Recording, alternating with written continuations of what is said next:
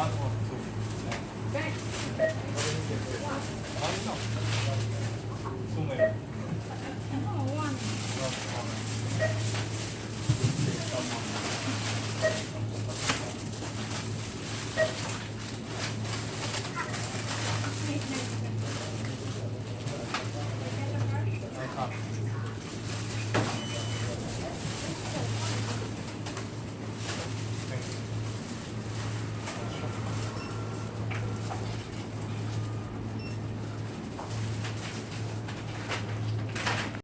So the year 2020, who believed that this year would have come to this?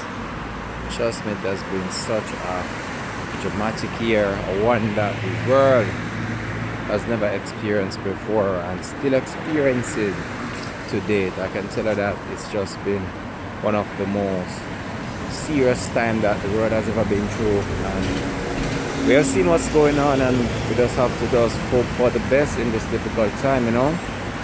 When you look on the current situation that the world is faced with and what is going on around the world right now, we just have to still be grateful, even though it's a pandemic and a number of lives have been lost right across the world. Almost 1 million people so far have lost their life. Trust me, we still have to be very grateful that we have life and we are here still.